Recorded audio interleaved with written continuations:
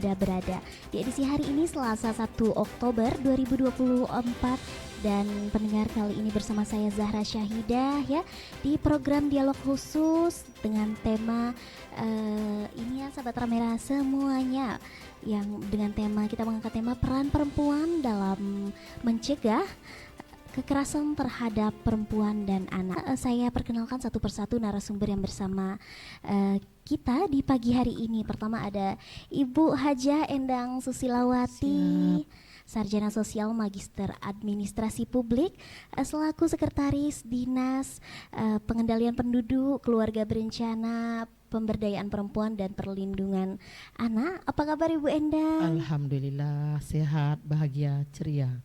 Baik, selalu ceria Ibu. Siap. Ya. Baik, terima kasih ya. Selanjutnya saya perkenalkan ya, ada bersama kita di pagi hari ini Ibu Eka Nur Oktaviansari, Sarjana Kesehatan Masyarakat selaku PLT Kabid Pemberdayaan Dinas Pemberdayaan Perempuan dan Perlindungan Anak dari Kabupaten Melawi. Ya, bagaimana kabarnya Bu? Alhamdulillah sehat. Alhamdulillah. Baik, terima kasih Ibu. Ya, selanjutnya bersama kita ada Ibu Desi Ratnasari, Dinas Pengendalian Penduduk ya, Keluarga Berencana, Pemberdayaan Perempuan dan Perlindungan Anak. Apa kabar Ibu? Alhamdulillah baik Mbak. Alhamdulillah terbaik, terima kasih. Selanjutnya ada bersama kita Ibu Hajah Supridayanti ya. Di pagi hari ini Ibu Hajah Supridayanti, Sarjana Sosial selaku Jabatan Fungsional Perlindungan Khusus Anak. Selamat pagi, bagaimana kabarnya Bu? Alhamdulillah baik Mbak. Alhamdulillah baik, terima kasih ya. Selanjutnya ada bersama kita juga ya Ibu Hajah Sri Rusmianti, Perlindungan Khusus Anak. Bagaimana kabarnya Ibu hari ini? Alhamdulillah sehat, selalu ceria, bahagia, terima kasih. Alhamdulillah, Ibu dari tadi senyumnya ceria sekali ya Ibu. Oke baik, semoga selalu ceria Ibu ya. Baik, terima kasih. Oke baik, para pendengar dimanapun Anda berada, di pagi hari ini tema kita peran perempuan dalam mencegah kekerasan terhadap perempuan dan anak. Kalau kita berbicara perihal isu kekerasan terhadap perempuan dan anak ya Ibu, ini udah seperti fenomena gunung es Bu ya. Ya jadi dari atas tampaknya itu sedikit sekali sih, tapi ketika kita sasar selami lebih dalam lagi, ternyata banyak sekali kasus-kasus yang belum terjaring ya, kasus kekerasan terhadap perempuan dan anak. Nah sebelum saya lanjut ya Ibu, mungkin boleh kita mengenal dulu apakah peran dan tugas Dinas Pengendalian Penduduk, Keluarga Berencana, Pemberdayaan Perempuan dan Perlindungan Anak Kabupaten Melawi, terutama di bidang ini Ibu. Selamat pagi semuanya para pendengar Ramera dimanapun Anda berada. Kami dari Dinas Pengendalian Penduduk, Keluarga Berencana, Pemberdayaan Perempuan dan Perlindungan Anak Kabupaten Melawi pada pagi hari ini diajak oleh Radio Ramera untuk melakukan diskusi terkait dengan peran perempuan terhadap kekerasan perempuan dan anak. Nah, Dinas Pemberdayaan Perempuan ini terdiri dari satu sekretariat, dua bidang. Nah, bidang yang pada pagi hari ini mengadakan dialog dengan Ramera untuk pendengar Ramera dimanapun Anda berada, yaitu bidang pemberdayaan perempuan dan perlindungan anak. Di sana ada seorang pelaksana tugas yaitu Kabid Pemberdayaan Perempuan dan Perlindungan Anak, yaitu dijabat oleh Ibu Eka Nur Oktaviansari SKM. Kemudian di sana juga ada Jabatan Fungsional Perlindungan Khusus Anak oleh Ibu Supridayanti. Kemudian ada juga Jabatan Fungsional Tumbuh Kembang Anak dijabat oleh Ibu Hajah Sri Rusmiati. Nah di sana juga kita di dinas kita ada seorang psikolog yaitu Mbak Desi Ratnasari. Tapi ini bukan Mbak Desi yang penyanyi ya Mbak ya, tapi Mbak Desi psikolog. Tapi dia juga bisa nyanyi kayaknya. Juga bisa nyanyi. Di sini tugas peran dan fungsi beliau adalah untuk mengasesmen, untuk mendampingi orang-orang yang berhadapan dengan kasus hukum, termasuk dengan anak yang mendapat perlakuan kekerasan baik dia terhadap perempuan dan anak, seperti itu. Baik. Mungkin boleh ditambahkan oleh Ibu PLT Kabid, oleh Bu Eka yang cantik. Nah, silakan Bu Eka. Terima kasih Bu Sekretaris. Berbicara tentang perempuan dan anak nih Kak, Mbak. kita cukup miris. Cukup miris dalam artian apa? Ini fenomena gunung es seperti kasus-kasus yang banyak. Mungkin kalau kasus di Melawi ini yang terdata 18 kasus 2023. Itu yang terlapor. Banyak sekali kasus-kasus kekerasan terhadap perempuan dan anak yang diselesaikan secara kekeluargaan. Sebenarnya ya bukan baik atau tidak baik diselesaikan secara keluargaan, tentu saja baik, tetapi kita juga harus melihat karena di sini korbannya perempuan dan anak memang harus ditindaklanjuti ya secara hukum positif. Dalam artian apa? Ada efek jerak terhadap pelaku kekerasan perempuan dan anak. Kalau kita berbicara mungkin di dinas kami memang konsennya terhadap perempuan dan anak. Karena apa? Kita dilindungi oleh Undang-Undang Dasar tahun 1945, yang berikutnya Undang-Undang Perlindungan Anak tahun nomor 35 tahun 2014.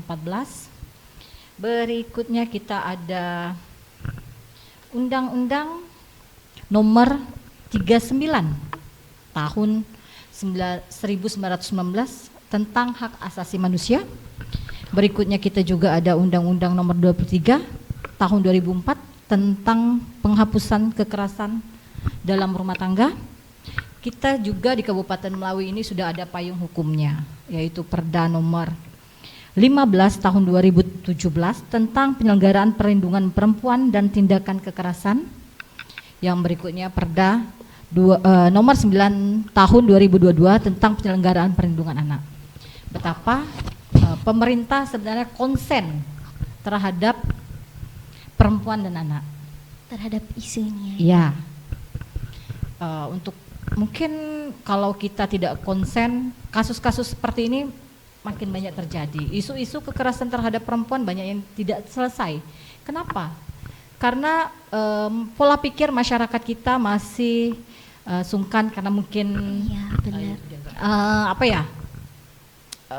kebiasaan gitu kan, malu kasus ini terekspos keluar dan lain sebagainya. Kasus kekerasan anak juga seperti itu, dianggap sebagai aib dan lain sebagainya. Nah, untuk memutus mata rantai terjadinya kekerasan perempuan dan anak, kita harus berani untuk menjadi agen perubahan. Kalau saya bilang perempuan itu agen perubahan, siap melaporkan dan siap berbicara apabila melihat ataupun mengalaminya. Ayo siap menyuarakan. Iya, karena kalau nggak kayak gitu putus semua nih. Benar. Makin banyak korban-korban yang lain dan anak-anak yang mengalami kekerasan. Oke, baik, terima kasih Ibu. Ya, seperti yang tadi diterangkan oleh Ibu Endang Susilawati dan Ibu Eka Nur Oktavian Saria, kasus ini ya tadi yang seperti gunung es, tapi sebenarnya untuk ini udah benar-benar dikonserkan dengan pemerintah terkait perempuan dan anak, benar-benar dilindungi, dijaga gitu Ibu ya.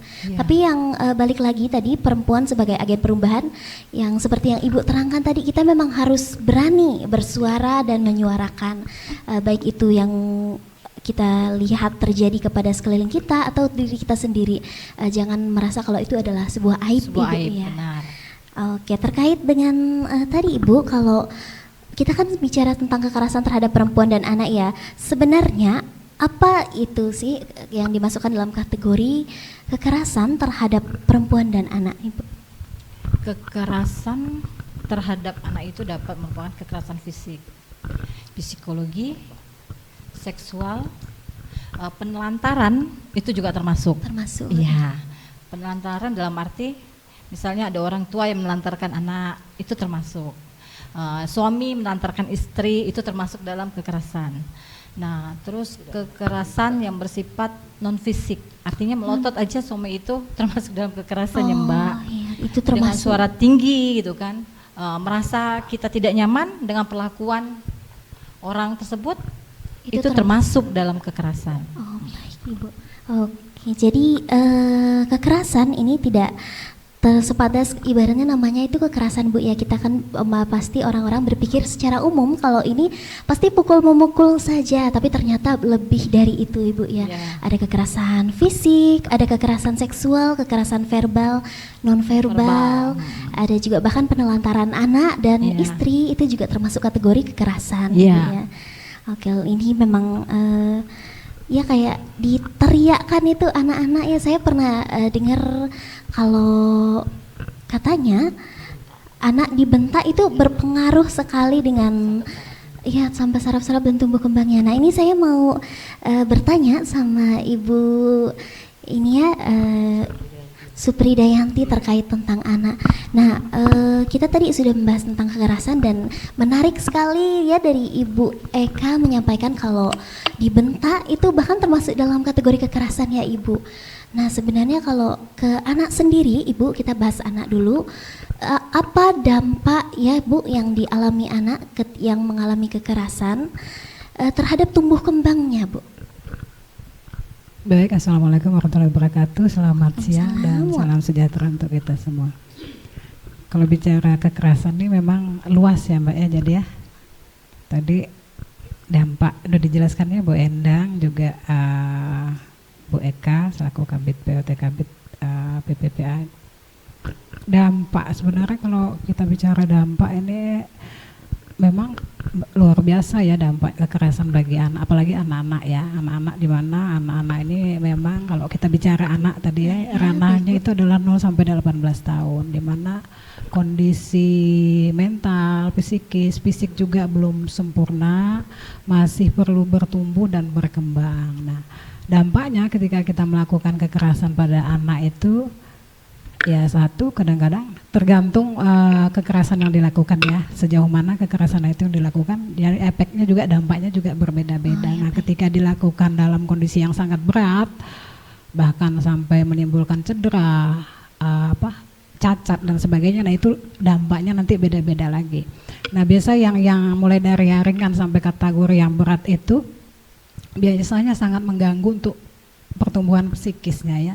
Apalagi kalau di balita ya, yang masih dalam kondisi tumbuh kembang, biasanya kita lihat tuh yang dipukul, kadang penyiksaan segala macam, ya otomatis akan mengganggu tumbuh kembangnya ya, itu secara yang kasat mata saja.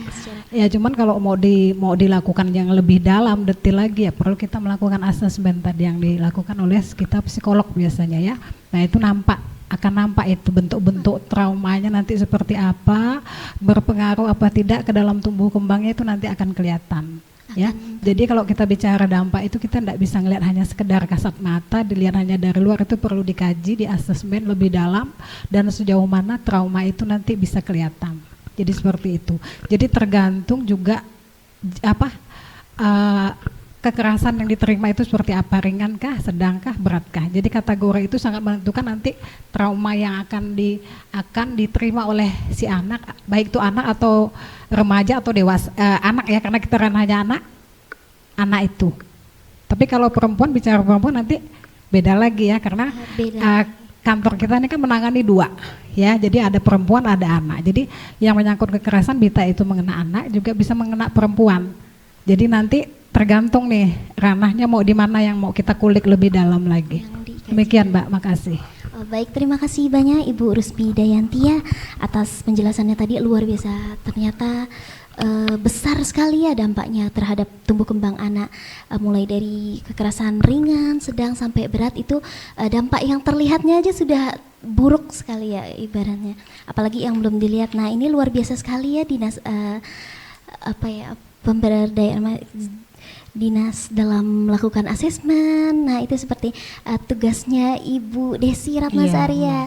Nah ini saya ingin kaji lagi, tapi satu pertanyaan lagi. Tadi kita bahas tentang anak, Ibu, dampaknya terhadap anak. Nah ini kalau dampak terhadap perempuan sendiri, itu seperti apakah dampaknya? Mungkin saya rasa Ibu Eka ya menjawab ini.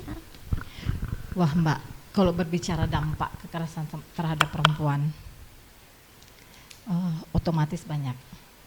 Apalagi kalau kita berbicara perempuan, misal ranahnya terjadi kekerasan dalam rumah tangga atau apa.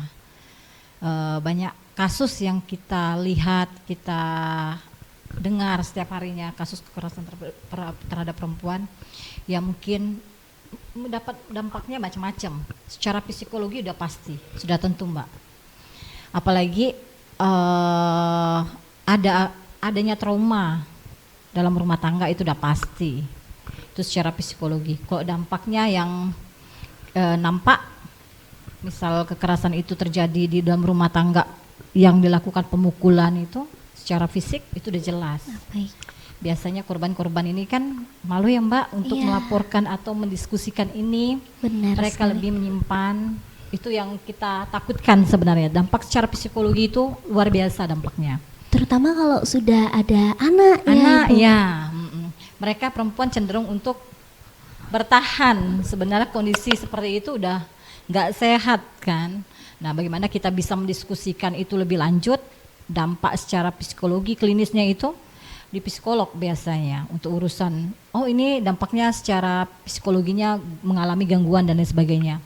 Biasanya kalau perempuan-perempuan yang mengalami kasus kekerasan dia tidurnya nggak bagus gitu kan, ada gangguan tidur, depresi, ada yang maaf kalau kita bicara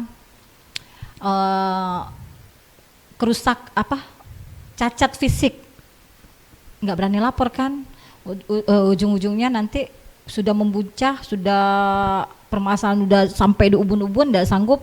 Banyak juga perempuan-perempuan yang berani melakukan balasan terhadap suami, kan banyak nih kasus-kasus seperti itu. Yang kita jaga itu tadi, kalau di bidang kita, oke, kalau perempuan-perempuan ini takut menyuarakan suaranya, dapat berdiskusi dengan kami di tempat yang tepat, intinya kan. Kalau perempuan nih Mbak, kalau dalam kita harus satu hari mengeluarkan kosakatanya 20.000 kosakata baru selesai ya. Baru selesai itu permasalahan perempuan gitu kan.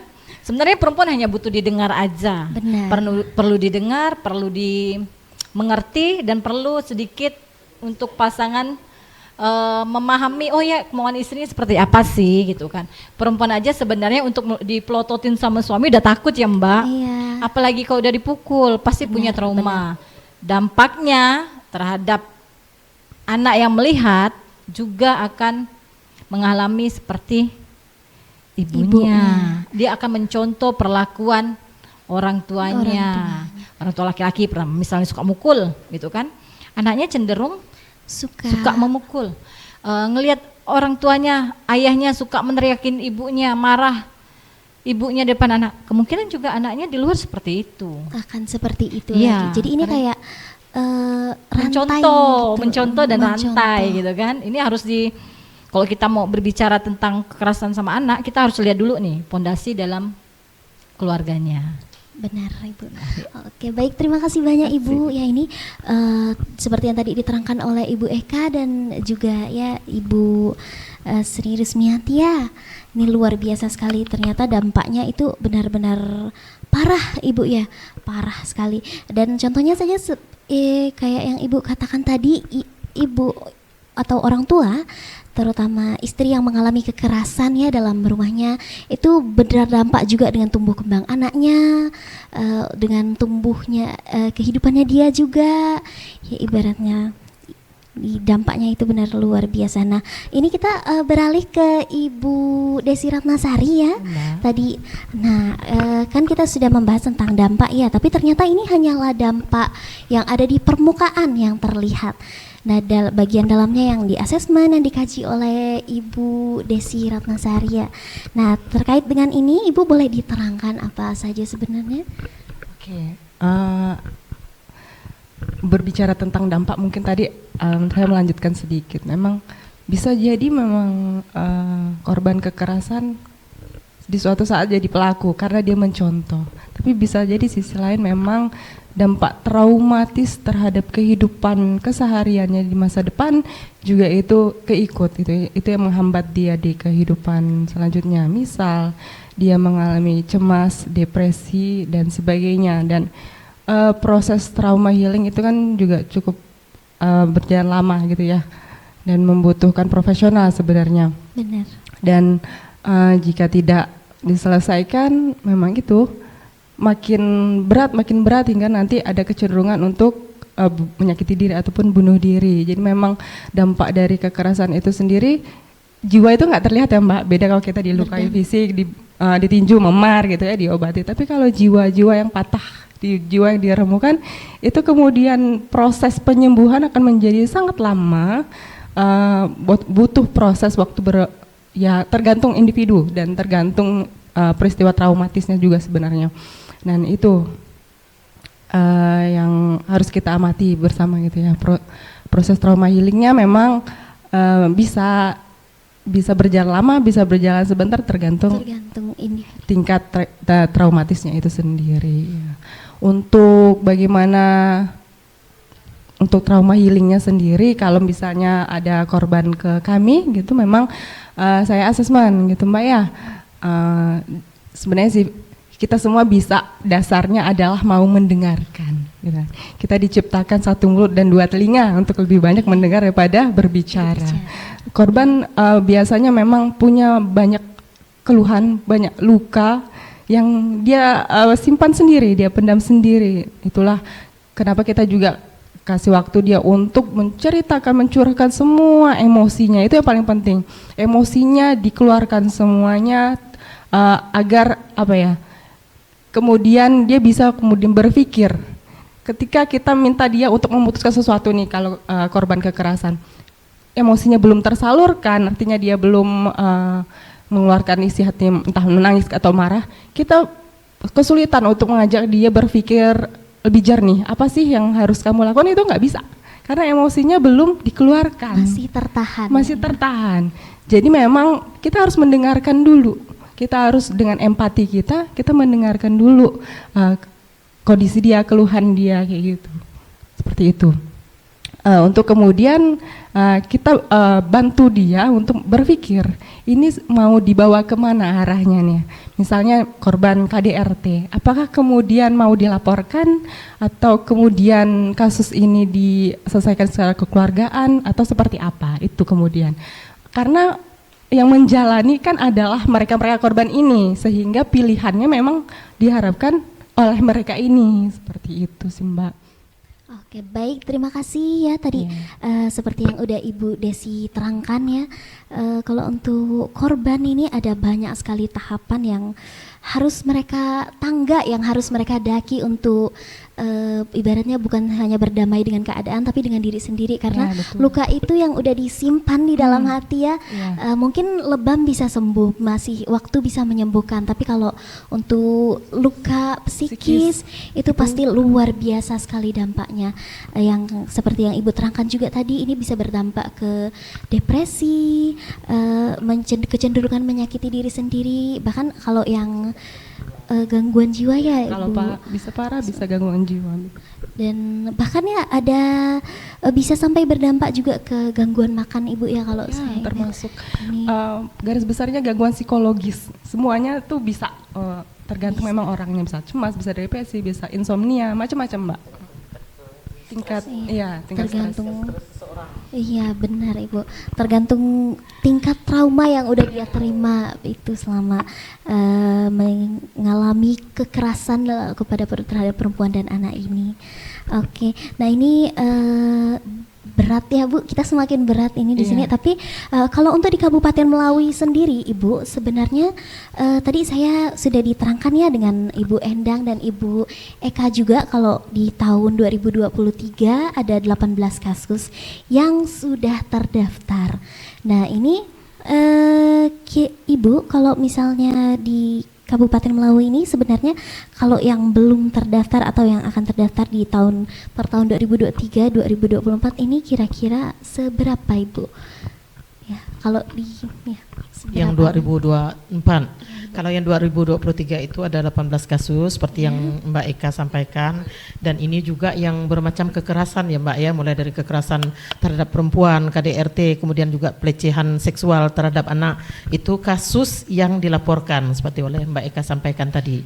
Nah, yang tidak terlaporkan kan kita tidak tahu tadi, seperti masyarakat ada yang menganggap itu aib, ada menganggap itu malu, atau menganggap itu adalah musibah bagi keluarga keluarga, dan yang dalam tanda kutip mereka tuh tidak punya keberanian. Nah, makanya di sini mungkin saya ingin menghimbau, menambahkan untuk seluruh masyarakat Kabupaten Melawi, baik perempuan maupun anak maupun orang tua, siapapun dia, sekarang harus katakan stop kekerasan terhadap perempuan dan anak, kemudian harus berani. Makanya kita perempuan, sorry ya abang-abang, bapak-bapak ini, perempuan harus cerdas, perempuan harus berilmu, perempuan harus mandiri, dan perempuan itu harus bijak.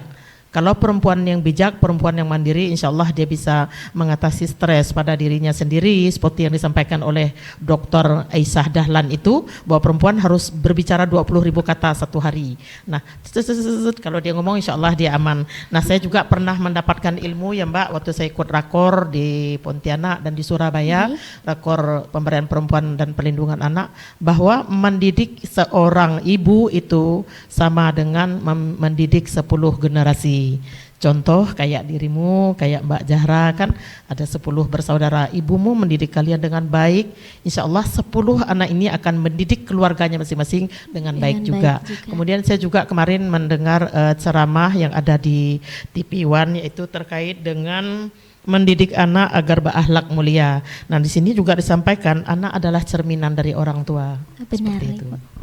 Baik, terima kasih banyak ya Ibu Endang.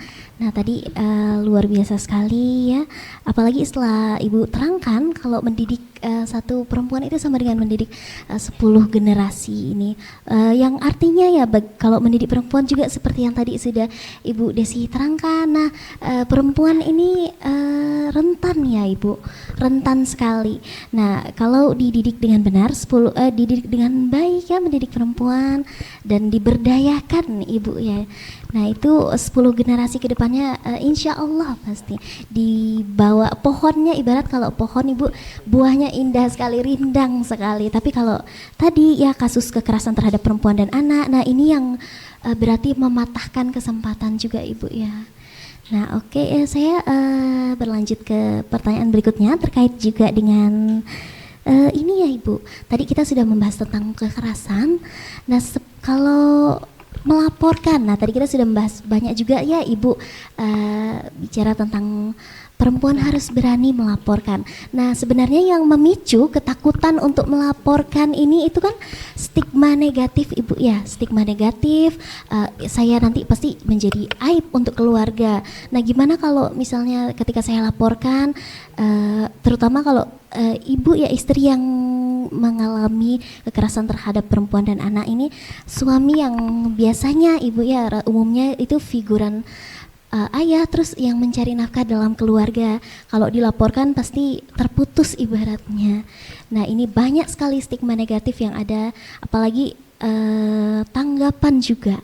Nah bagaimana Ibu sebenarnya cara memberanikan ya, memberdayakan perempuan tadi, memberanikan mereka agar berani melangkah, melapor untuk menyuarakan apa yang sebenarnya udah terjadi kepada mereka selama ini. Baik, terima kasih Mbak. Menarik sekali kalau bahas kekerasan terhadap perempuan nih Mbak. Luar biasa. Kalau kita pakai jam tuh mungkin 1 jam kurang ya Mbak. Kurang sekali kayaknya. Perempuan merasa ketakutan untuk melaporkan banyak hal. Itu tadi yang pertama, dia tidak punya kemampuan secara finansial menghasilkan untuk memberi nafkah anak, apalagi yang sudah punya anak nih. Benar. Makanya di dinas kita namanya ada pemberdayaan perempuan, Mbak. Perempuan itu harus berdaya. Dalam artian secara pendidikan perempuan harus mendapatkan setara dengan laki-laki. Kenapa saya bilang harus setara? Zaman dulu kita perempuan cukup tamatan SD, SMA. Benar. Atau SMP sudah menikah dan lain sebagainya. Tetapi perempuan zaman sekarang itu berhak mendapatkan pendidikan yang setara dengan laki-laki. Kalau laki-laki bisa S1, perempuan juga harus bisa menjadi S1. Yang berikutnya kemapanan secara ekonomi tadi itu. Kenapa perempuan tidak berani lapor? Itu tadi kan karena kurangnya ketimpangan ekonomi, yang bekerja itu, yang menjadi kepala keluarga itu suami yang menghasilkan. Perempuan harus bisa mandiri secara finansial.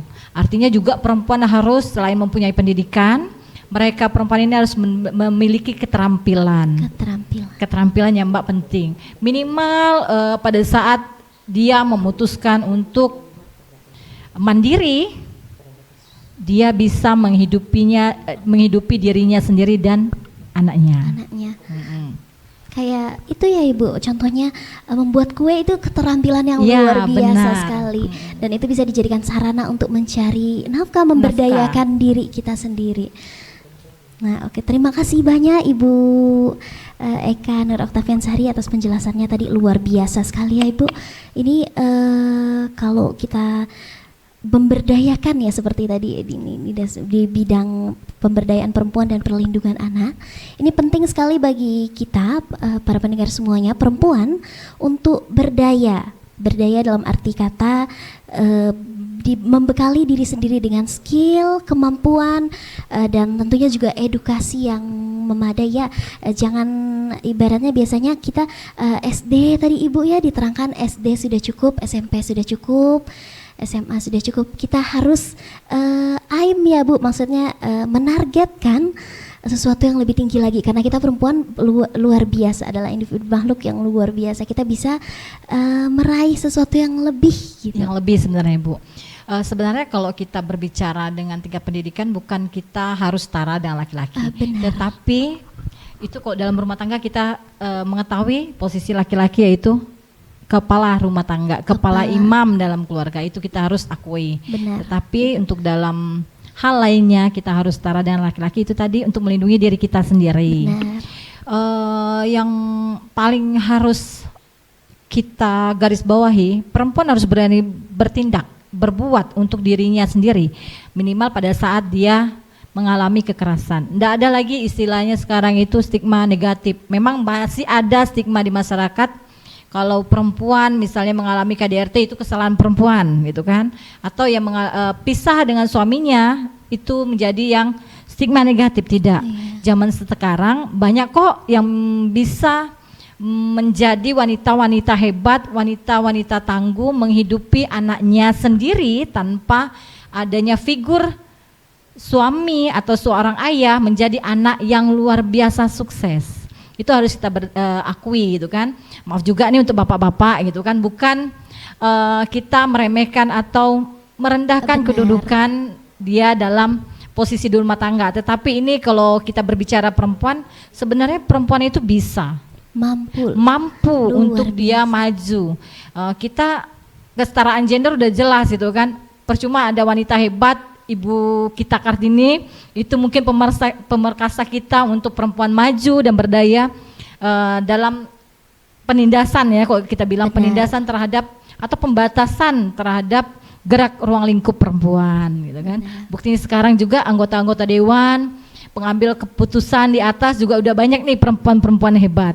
Bahkan ini 5 orang. Nah ini juga nih kita di bidang sebenarnya Sri Kandi luar biasa di dinas PPPA ini Sri Kandi hebat, perempuan-perempuan hebat, perempuan-perempuan berdaya, perempuan-perempuan berani. Iya perempuan-perempuan berani.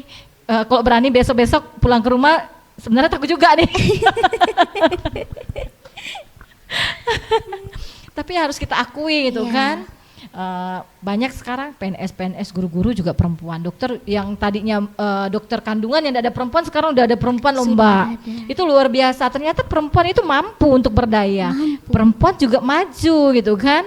Nah pada saat kita dihadapi untuk mendidik anak, kita kembalikan madrasah pertama seorang anak itu adalah ibu. Adalah ibunya. Pada saat ibunya memiliki pendidikan tinggi dan pendidikan yang bagus, otomatis dia akan mendidik anaknya secara baik juga dan menghasilkan generasi. Kok kita bilang 2045 Indonesia ini harus menjadi Indonesia generasi emas gitu. Terima kasih. Luar biasa sekali. Terima kasih banyak Ibu Eka ya.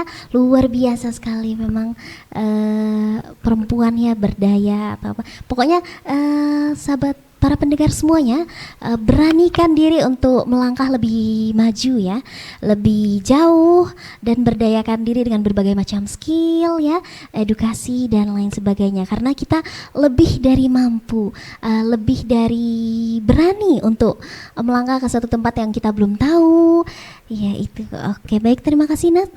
Masih terkait dengan soal stigma ini juga. Nah, tadi kita sudah mengupas tentang perempuan ya Ibu. Nah, kali ini kalau anak-anak, nah anak-anak itu melaporkan kekerasan seperti yang terjadi dalam hidup mereka ya. Kalau perempuan tadi kita bahas kehilangan figur, bisa ayah, bisa kehilangan figur suami. Nah, kalau anak ini kan kita lebih berat lagi ya, karena mereka pasti kehilangan figur orang tua, figur tempat bertumbuh ya, sekolah pertama seorang anak. Nah, ini kalau untuk anak sendiri, apa keberanian seperti apa yang harus dipantikkan Ibu, untuk supaya anak itu berani melawan stigma negatif ya. Selain itu juga untuk melaporkan kekerasan yang terjadi kepada diri mereka.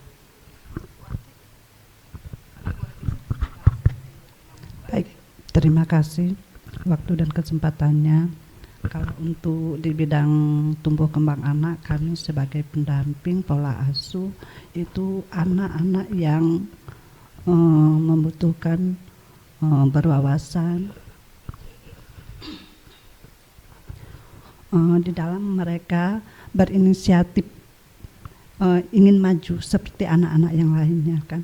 Kalau masalah pendampingan dalam kasus itu yaitu di perlindungan anak, tapi kami di sini berusaha untuk sama-sama terintegrasi, terimplementasi dengan program kegiatan yang ada di bidang kami, yaitu bidang pemberdayaan perempuan dan perlindungan anak. Dalam hal tersebut kami akan bersama-sama menyuarakan supaya dibentuknya suatu desa layak anak, kecamatan layak anak, kabupaten layak anak. Dan di sini perpanjangan tangan kami itu kami berusaha untuk membentukkan forum anak desa dan forum anak kecamatan, forum anak kabupaten untuk perpanjangan dalam memutus rantai-rantai supaya tidak ada kekerasan yang terjadi di lingkungan keluarga. Maka dibentuklah suatu program 2P, yaitu program untuk peningkatan kapasitas anak, yaitu sebagai pelapor dan pelopor. Inilah terwujudnya Kabupaten Layak Anak. Sekarang sudah terbentuknya payung hukum. Ini kekuatan payung hukum ini untuk menuju Kabupaten Layak Anak Perda. Nanti ada di bidang apa, disebarkan oleh Ibu Eka sebagai kabitnya. Maka di sini kami berusaha untuk semoga program kegiatan yang ada di bidang pemberdayaan perempuan dan perlindungan anak ini akan terwujud, terimplementasi kepada pihak-pihak yang berwajib seperti Pemda dan Dewan yang berkeinginan untuk membantu sama-sama supaya masyarakat ini mengerti apa sih yang program yang harus benar-benar terfokus untuk ke depan ini. Kami sama-sama mengintegrasikan program tersebut yang ada supaya sebagai penekanan di sini, maka untuk memutuskan mata rantai tersebut kami di bidang pemberdayaan perempuan akan melakukan tadi sudah banyak disampaikan oleh Ibu Sekretaris dan Ibu Kabit. Kami mewujudkan 3N. 3N ini memang luar biasa, yaitu ada 3: menghentikan kekerasan terhadap perempuan dan anak, kemudian menghentikan perdagangan manusia trafficking, menghentikan keadilan akses terhadap ekonomi bagi perempuan. Nah, ini seperti ini 3 mata rantai tersebut akan terwujud, semoga akan terwujud dengan adanya payung hukum tersebut. Maka kekuatan kami payung hukum tersebut untuk dari pihak Pemdes akan menambah untuk penguatan program tersebut terintegrasi dan terimplementasi bagi yang berkepentingan seperti itu. Sekian dan terima kasih, sekedar masukan. Baik, terima kasih banyak Ibu. Ibu Baik, saya tambahkan sedikit ya Mbak ya, berkaitan Silahkan, Ibu. karena kalau untuk seksi tumbuh kembang ini dengan perlindungan khusus dia sangat berkaitan ya Mbak ya. Jadi memang satu bagian yang susah untuk dipisahkan. Kayak nama pun ya namanya anak ini 0 sampai 18 tahun adalah melewati fase-fase yang namanya tumbuh kembang ya. Jadi tadi seperti yang disampaikan Bu Ati dan Bu Sekretaris juga tadi Bu Eka itu udah tercangkum semua. Kalau perempuan ya Mbak, dia sudah dewasa, jadi dia bisa mengambil sikap sendiri. Tapi berbeda dengan anak-anak. Ketika anak-anak yang mengalami suatu tindak kekerasan, beliau kadang masih belum tahu apakah yang dialaminya itu baik atau tidak. Beliau belum sampai memikirkan ke arah itu, sampai ke dampak pun bahkan mereka tidak pernah memikirkan sampai ke itu. Tanda petik tadi masih anak-anak ya, masih keterbatasan dari segi berpikir, fisik masih tumbuh berkembang ya.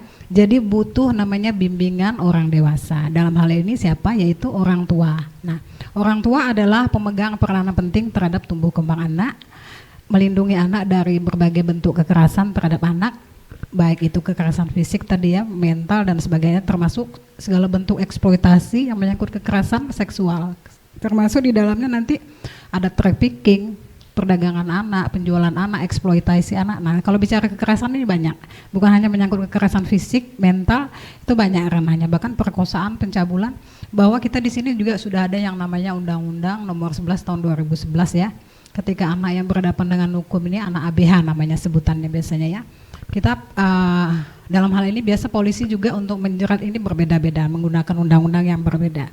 Nah, biasa kalau undang-undang ini biasanya yang dipakai adalah Undang-Undang Nomor 11 Tahun 2012, yaitu Undang-Undang Sistem Pidana Peradilan Anak. Nah, di mana di dalamnya itu mengatur banyak aturan-aturan. Salah satunya yang memang dibutuhkan adalah peran orang tua. Nah, di situ. Gimana kalau terjadi pada anak-anak? Nah, ini. Sebenarnya semua masyarakat berhak melaporkan. Tadi seperti yang dibilang Bu Aja Sri Rusmiati, seharusnya kita secara pribadi, bahwa itu anak-anak ataupun orang dewasa ataupun seorang ibu, kita harus menjadi agen perubahan. Termasuk dua tadi sebagai pelopor dan pelapor. Ketika kita sebagai warga negara melihat terjadi kasus kekerasan, kita berhak melaporkan, ya. Bahkan kita boleh melaporkan, masyarakat umum boleh melaporkan ketika dia melihat kejadian itu langsung, ya boleh, silahkan. Itu ada dilindungi undang-undang juga.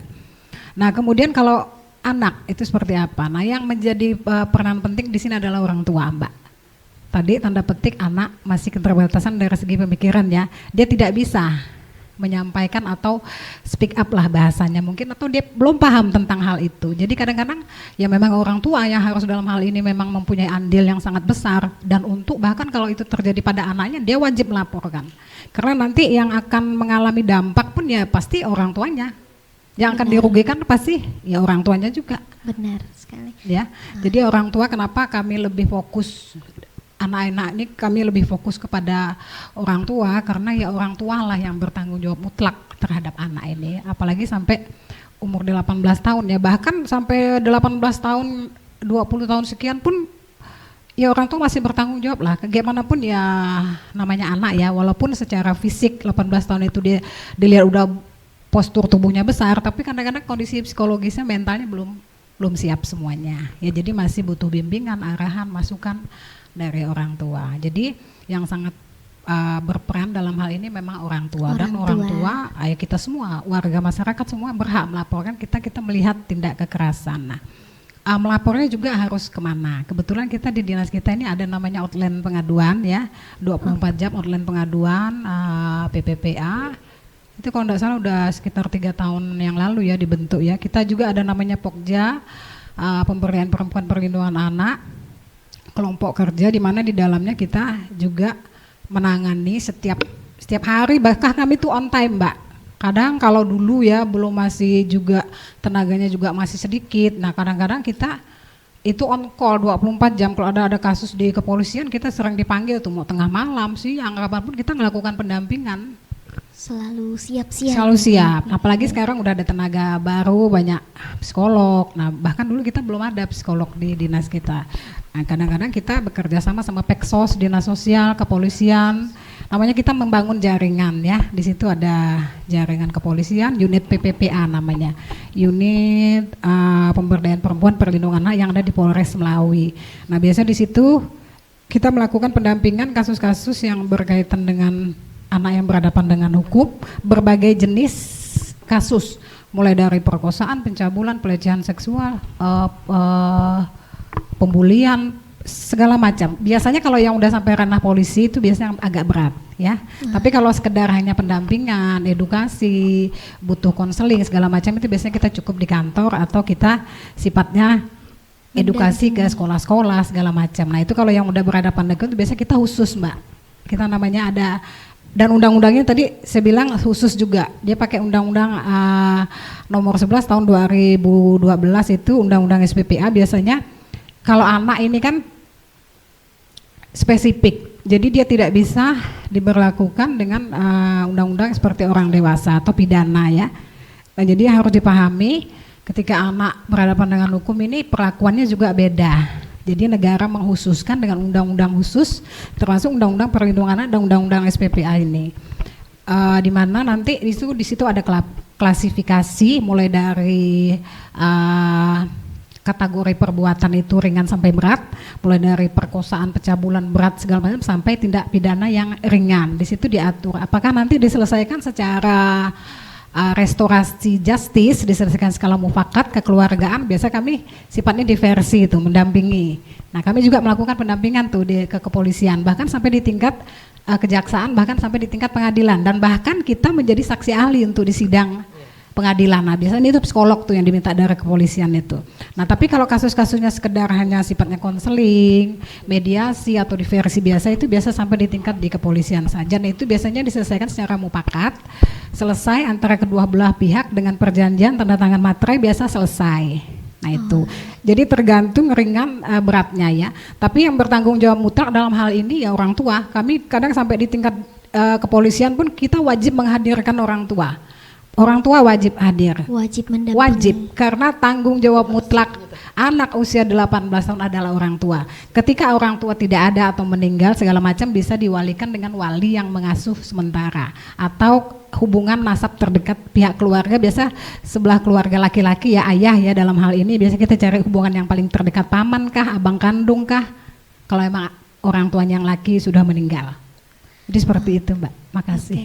Baik, terima kasih banyak ya untuk Ibu Sri Dayanti ya atas penjelasannya tadi. Memang udah luar biasa lengkap sekali, kayak tadi Ibu terangkan juga ada forum anak desa, forum anak kabupaten ya Ibu, yang diterangkan oleh Ibu Rusmiati tadi, dan yang untuk menaungi anak-anak ini. Dan seperti yang ditekankan dari tadi juga, orang tua adalah yang bertanggung jawab kepada anak yang paling besar secara mutlak, karena anak-anak ini ya yang seperti kita tahu masih melewati fase tumbuh kembang, yang artinya kemampuan berpikirnya juga masih kecil, masih bertumbuh, dan dia masih belum terlalu bisa membedakan antara ini perbuatan yang salah atau tidak. Bahkan kalau anak kecil diberikan permen ya Ibu contohnya, itu dia bisa dengan orang asing diberikan permen, dia masih belum tahu apa ini boleh atau tidak boleh. Nah jadi itu untuk di situ di ranah itulah orang tua berperan paling penting untuk menjaga, mendidik dan mengembangkan anaknya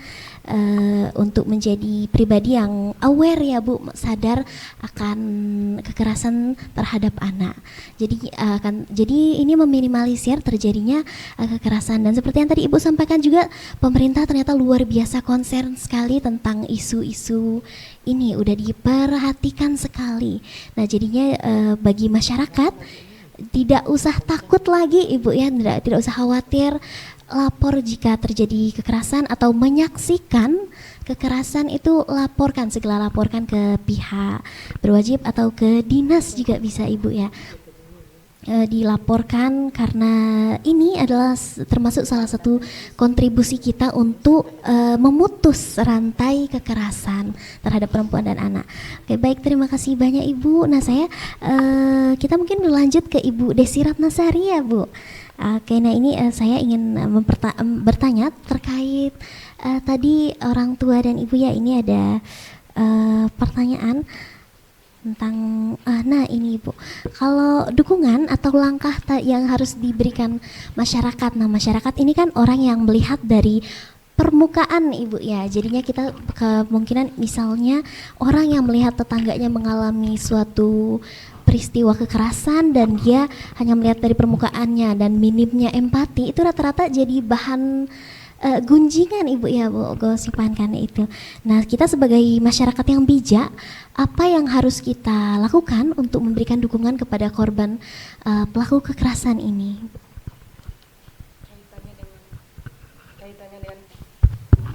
Kaitannya dengan perempuan, karena kita tema perempuan, selain perempuan berdaya haruslah perempuan yang support perempuan lain. Benar sekali. Karena banyaknya yang rasa takut untuk melapor atau minta perlindungan karena takut diomongin ya kan Mbak. Benar. Takut tetangganya ngomongin, keluarganya jadi bahan omongan. Ah ini aibku, janganlah sampai orang tahu.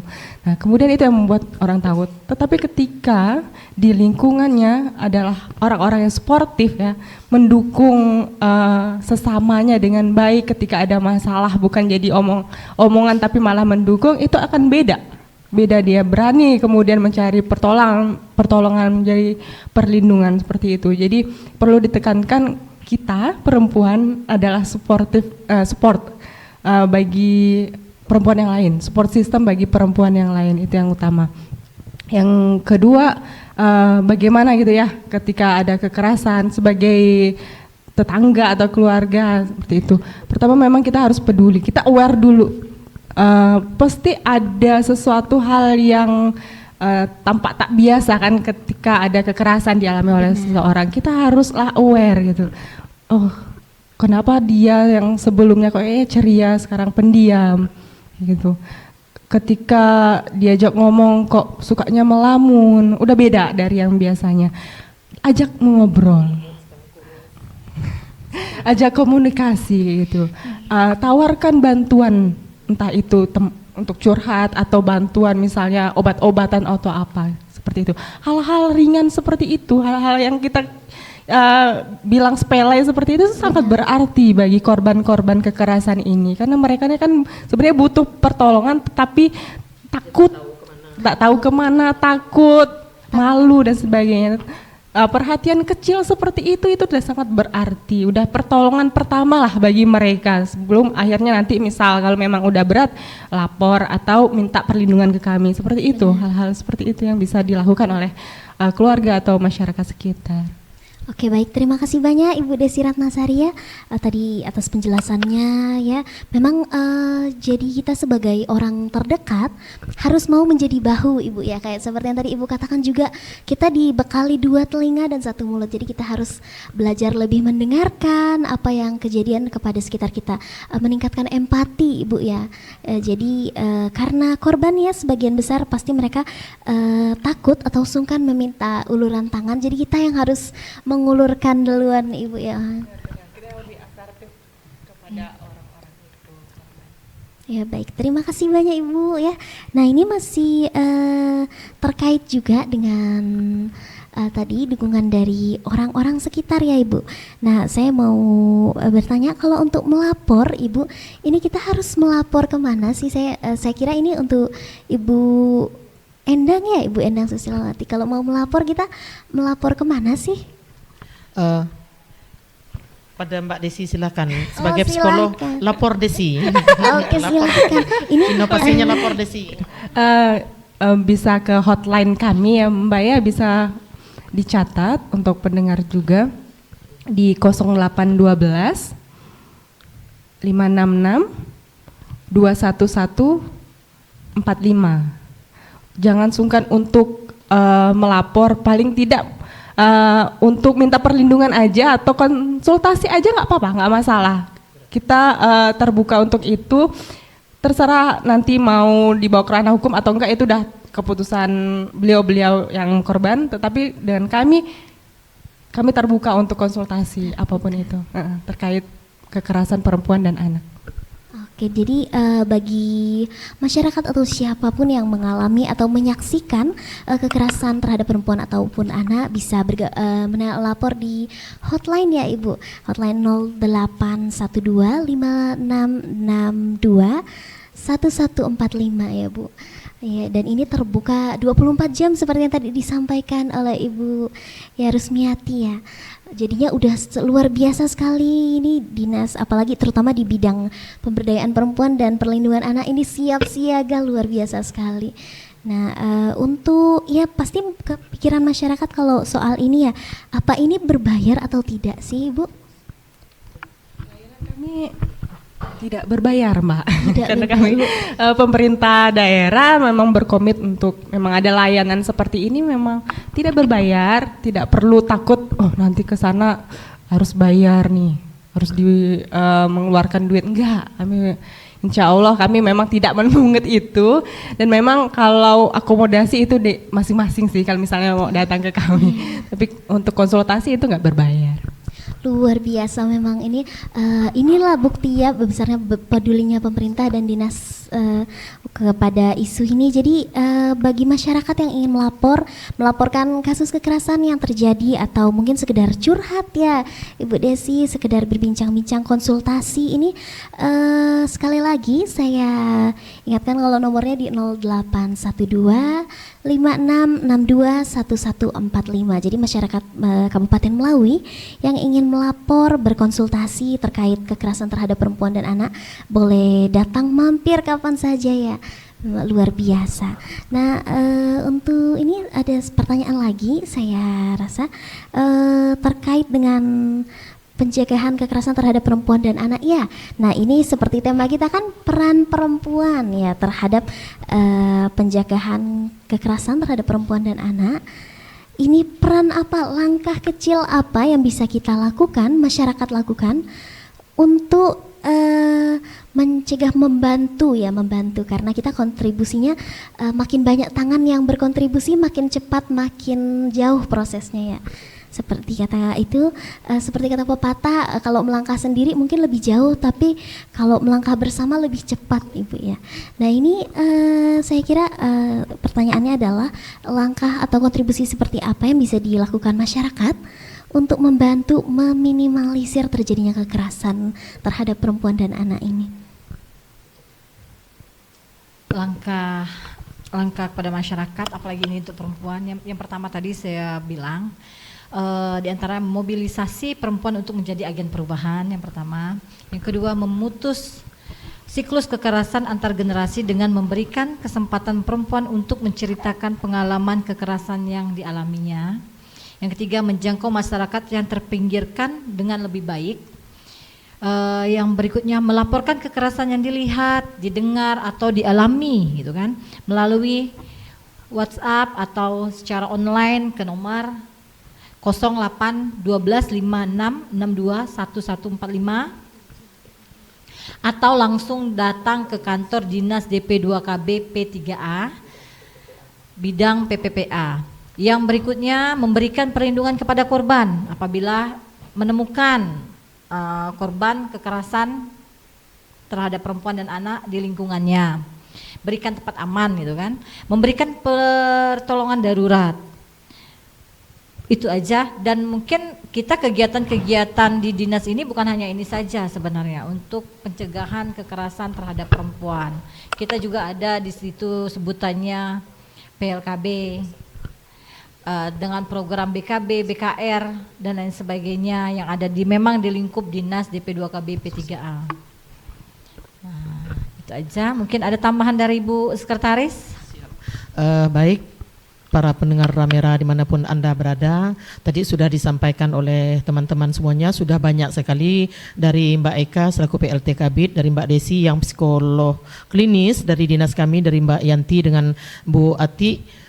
Dinas kami mungkin supaya diketahui oleh para pendengar Ramera dimanapun Anda berada, kita juga bekerja sama dengan PKK Mbak Zahira, dengan PKK, dengan GOW, dan di desa itu kenapa? Karena kasus-kasus seperti ini itu terjadinya langsung di masyarakat desa itu sendiri. Nah, kita juga saat pembinaan PKK, saat ada kegiatan-kegiatan ke kecamatan dan desa, kita juga sampaikan. Demikian juga kita dengan dinas DPMD, karena DPMD itu adalah naungannya dari Pemdes itu, desa punya. Nah, di sana juga peran masyarakat desa atau perangkat desa atau siapapun yang tahu, yang mendengar, yang melihat, yang mengetahui adanya kekerasan ini, ayo berani laporkan tentang tentang kekerasan tersebut, baik dia kekerasan terhadap perempuan maupun kekerasan terhadap anak, baik kejadian pembulian dan sebagainya, pelecehan seksual dan seterusnya.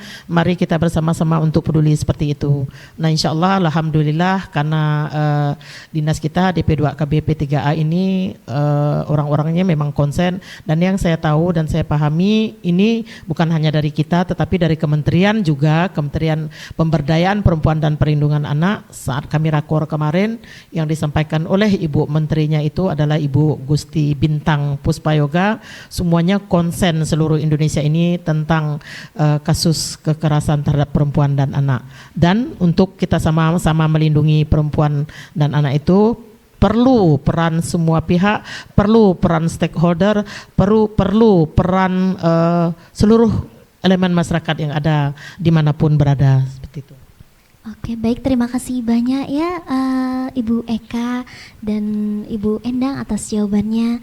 Nah, tadi seperti yang sudah diterangkan juga oleh Ibu Endang dan Ibu Eka ya, peran masyarakat ini berlapis-lapis, semuanya bekerja sama, sering bersinergi Ibu ya, untuk membantu mencegah dan memutus rantai kekerasan terhadap perempuan dan anak ini.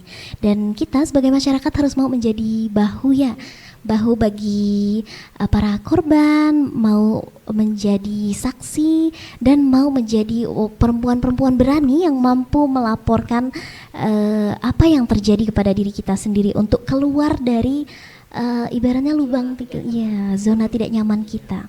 Nah, dan ini juga pemerintah sudah banyak sekali ya, pemerintah desa, pemerintah ini udah banyak disediakan juga ya layanan yang luar biasa sekali, seperti yang tadi Ibu Desi juga sebutkan kan, layanan telepon yang 24 jam ini luar biasa. Para pendengar semuanya mau nelpon di tengah malam juga, mau mengadukan apa yang terjadi atau sekedar konsultasi, ini juga bisa sekali. Benar-benar pemerintah itu memberikan jalan yang luas dan mulus untuk masyarakat melangkah ke tempat yang lebih baik lagi dari dari ranah kekerasan, dari zona tidak nyaman ini. Oke, baik, terima kasih. Ini luar biasa sekali diskusi kita pada siang hari ini ya Ibu, sampai tidak terasa ini udah jam 11, udah 1 jam berlalu.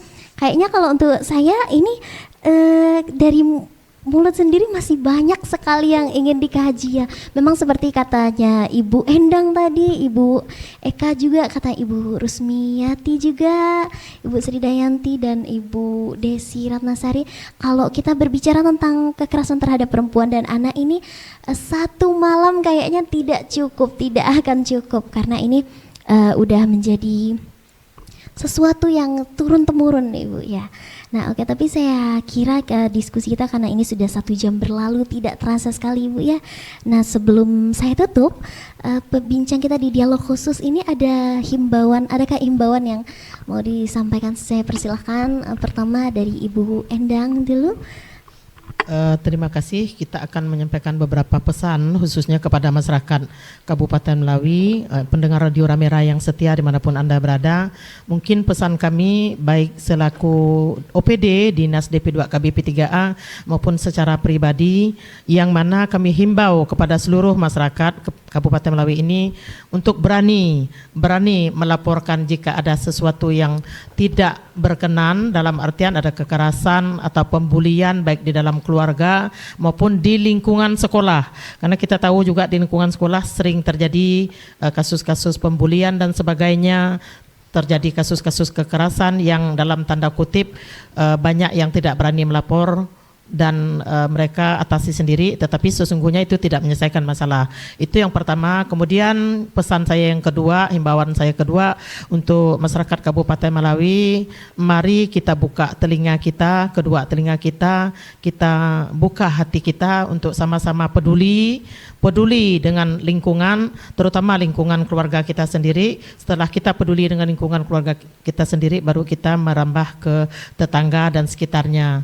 Kemudian yang ketiga, untuk para perempuan-perempuan hebat yang ada di luar sana, mari berani mengatakan tidak, berani mengatakan stop kekerasan terhadap kita perempuan dan anak. Kemudian dengan cara apa? Dengan cara melapor, dengan cara mengembangkan potensi diri, dengan cara meningkatkan potensi diri, meningkatkan pendidikan, pengetahuan. Pendidikan itu tidak hanya melalui sekolah formal, mungkin dengan mengikuti keterampilan-keterampilan yang ada yang diadakan di desa atau di organisasi-organisasi apa seperti itu. Kemudian dengan mengikuti pengajian atau apapun organisasi-organisasi yang bersifat positif. Kemudian yang terakhir tadi gali terus karena kita perempuan ini harus bisa dan harus punya penghasilan sendiri, dalam artian punya daya jual dalam artian kita bisa berpenghasilan, kita bisa mencari duit, tidak hanya mengandalkan pasangan kita. Karena sesungguhnya kejadian ini bisa ditimbulkan oleh keadaan ekonomi yang sangat tidak baik di dalam lingkungan keluarga, selain dari pendidikan yang rendah sekali, kemudian ada campur tangan dari pihak lain dan seterusnya. Kemudian dengan fenomena seperti ini, pengaruh alam, pengaruh media sosial, dan pengaruh arus global yang sangat luar biasa seperti itu. Kemudian sekali lagi kami mungkin dari DP2 KB P3A mengucapkan terima kasih kepada teman-teman Radio Ramera ini, kepada para pendengar yang luar biasa di luar sana yang telah berkenan mengajak kami untuk melakukan dialog ini. Semoga di lain kesempatan kami bisa berdialog lagi dengan tema yang berbeda. Demikian, terima kasih. Terima kasih banyak Ibu. Sorry, ada tema tadi lupa saya nyampaikan. Slogan ini khususnya dari kementerian juga sampai ke desa. Ini adalah perempuan berdaya, anak terlindungi, Indonesia maju. Maksudnya temanya seperti ini. Tadi sudah disampaikan banyak oleh Mbak Eka. Perempuan berdaya ini, perempuan harus mampu berdaya guna, mampu berdaya saing, mampu berdaya dalam hal-hal yang positif. Kemudian anak terlindungi dari apapun, dari kekerasan, dari kezoliman, dari hal-hal yang tidak baik. Dia adalah anak-anak yang menjadi harapan kita ke depan, anak-anak generasi emas di tahun 2045, tetapi bukan generasi cemas. Kemudian Indonesia maju dengan perempuan itu mampu berdiri, mampu berdaya, mampu berdikari, perempuan berilmu, perempuan berprestasi, ditambah perempuan yang beriman, yang solehah, anak terlindungi, otomatis dia melindungi anak-anaknya, kemudian insya Allah Indonesia menjadi maju. Demikian, terima kasih. Baik, terima kasih banyak Ibu Endang Susilawati. Dan ya para pendengar semuanya, tidak terasa kita sudah 1 jam ya berbicara di dialog khusus dengan tema peran perempuan terhadap mencegah kekerasan terhadap perempuan dan anak di pagi hingga siang hari ini. Nah, di jam pukul 11:14 para pendengar semuanya ya, saya Zahra Syahida mengucapkan terima kasih yang besar dan apresiasi ya kepada kelima narasumber luar biasa, wanita hebat yang duduk bersama saya di pagi hingga siang hari ini ya. Ibu Haja Endang Susilawati, Sarjana Sosial, Magister Administrasi Publik, selaku Sekretaris Dinas Pengendalian Penduduk, Keluarga Berencana Pemberdayaan Perempuan dan Perlindungan Anak Kabupaten Melawi. Nah, terima kasih juga saya ucapkan kepada Ibu Eka Nur Oktaviansari, Sarjana Kesehatan Masyarakat selaku PLT Kabid Pemberdayaan Perempuan dan Perlindungan Anak, Dinas Pengendalian Penduduk, Keluarga Berencana Pemberdayaan Perempuan dan Anak Kabupaten Melawi. Terima kasih saya ucapkan juga kepada Ibu Desi Ratnasari. Semoga di lain waktu bisa kita dengar suaranya ya Ibu, nyanyinya. Ya, Ibu Desi Ratnasari, Sarjana Psikologi, Magister Psikologi selaku Psikolog Klinis, Dinas Pengendalian Penduduk, Keluarga Berencana Pemberdayaan Perempuan dan Perlindungan Anak Kabupaten Melawi. Ibu Hajah Supridayanti, Sarjana Sosial selaku Jabatan Fungsional Perlindungan Khusus Anak di Dinas Pengendalian Penduduk, Keluarga Berencana Pemberdayaan Perempuan dan Anak Kabupaten Melawi. Dan terakhir tapi tidak paling terakhir, luar biasa sekali, Ibu Rusmiati, Sri Rusmiati, Sarjana Sosial ya, selaku Jabatan Fungsional di bidang tumbuh kembang anak Ibu ya. Terima kasih banyak saya ucapkan kepada kelima narasumber luar biasa kita. Oke, para pendengar semuanya, terima kasih sekali di siang hari ini. Saya Zahra Syahida pamit undur diri.